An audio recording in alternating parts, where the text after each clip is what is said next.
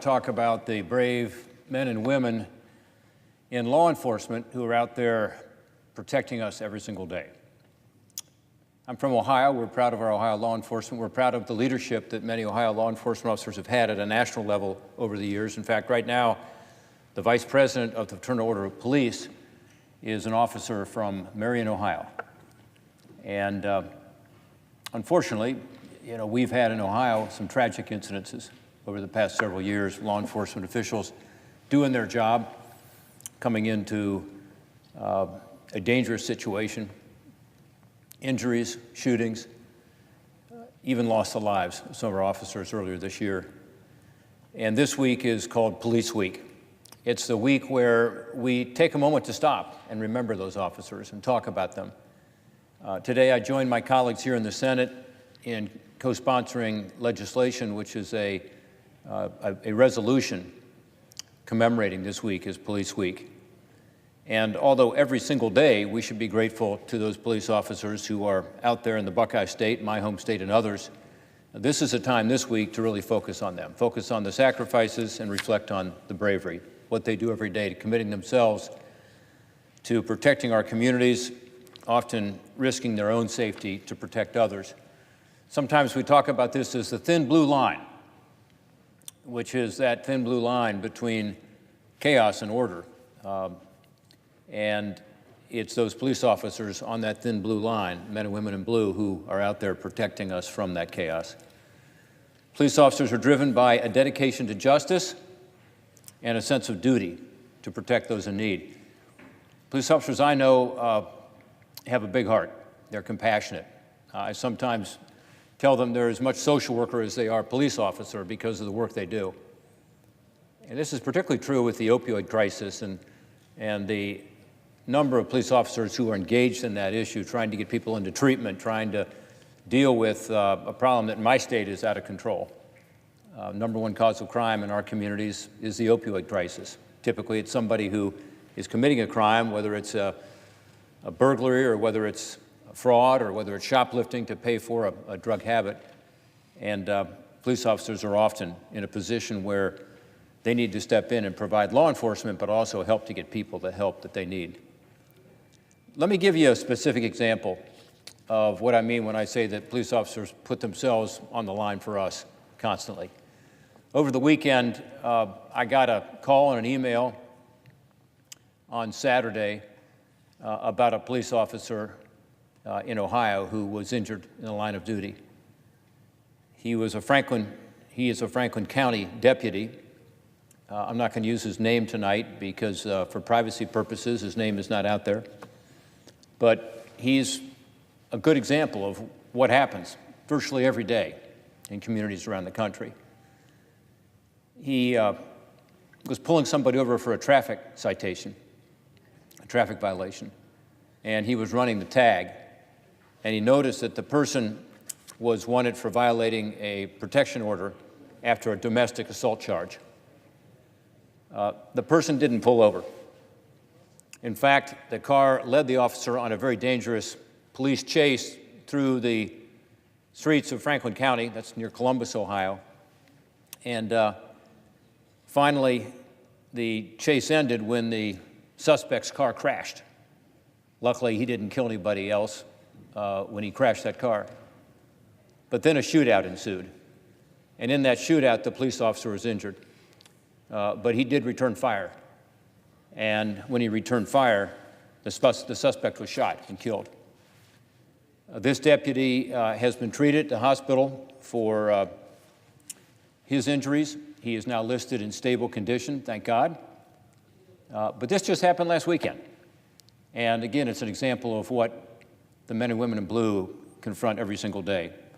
So we're grateful for the bravery and quick action of that Franklin County deputy. And again, I'm encouraged by what we're hearing about the deputy's condition as of this afternoon, but we send him our prayers. It's just one example. Sadly, in many cases, unfortunately around the country, these officers are making the ultimate sacrifice in the line of duty. In Akron, Ohio, just last week, every year the FOP Lodge there, Lodge 7, holds an annual memorial service. 26 Akron police officers have given their lives. There were a few hundred people there, as I understand it, providing a commemoration of this event every year. I appreciate that they do that. There'll be similar memorials and monuments of remembrance, moments of remembrance across the country this week. Of course, there's a big one here in Washington, D.C. Sadly, in my home state of Ohio, we have no shortage of police officers whose bravery deserves more than we can ever do to repay them. Earlier this year, there were 2 heroic Ohioans who lost their lives in the line of duty. On Saturday, February 10th, Westerville, Ohio police officers Tony Morelli, and Eric Juring were both fatally shot. They were responding to a 911 call. Again, it was a domestic assault. They arrived, and they were immediately shot at. These were 2 amazing officers. Tony Morelli was a 29-year veteran of the Westerville Police Department. Eric Juring was a 16-year veteran. He was also a canine officer who partnered with his dog, Sam. Both these men were beloved and respected by members of the Westerville community. I had the opportunity to meet with some of their fellow officers, their colleagues, talk to them about these men and what they were like. And what kept coming back was incredible sense of public service, great sense of humor. Knew what they were doing was dangerous, and yet they felt strongly about doing it and being dedicated to it. I also had the opportunity to meet with the officers' wives and their kids and families to be able to express our thanks from all of us for the service that their husbands and fathers had given. On behalf of this body, I presented both families with flags flown over the U.S. Capitol in honor of their courage and their sacrifices while protecting the people of Ohio. These families, like other police families I've gotten to know over the years, are just amazing. Their strength is inspiring. In their grief, and it's profound grief, they also told me how proud they were of the service these men performed for all of us, and said that these 2 officers wouldn't have had it any other way. They wanted to be police officers. The dangers law enforcement officers face has increased in the past few years with the deepening of this opioid crisis, and specifically the growing influx of the synthetic opioids like fentanyl. Let me give you one quick example of this. There's an East Liverpool, Ohio police officer named Chris Green. Last year, Officer Green pulled a car over. It was 2 people in the car. He pulls up, he notices some white powdery substance. Fortunately for him, he puts on gloves and a mask. He realizes this substance is fentanyl, which, by the way, is 50 times more powerful than heroin. And he books them, takes them down to the station. While he's down at the station, he looks at his shirt, and he sees a couple flecks of something, a few white flecks on his shirt. So, as anybody might do, he reaches over with his hand like this and just brushes these flecks off his shirt. Unfortunately, the flecks were fentanyl. 3 flecks touched his skin. He immediately overdoses, unconscious on the floor. He is given Narcan, not once, not twice, but 4 times. He's taken to the hospital, finally wakes up at the hospital. He's a big guy, by the way, in good shape.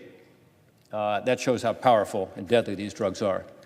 But that's a danger that our police officers are running into every day. His police chief said, Rob, he would have probably not made it if we hadn't been there, because he overdosed right there in the police station. They got him to the emergency room. Think if he'd gone home not having brushed off those flakes and hugged his kids.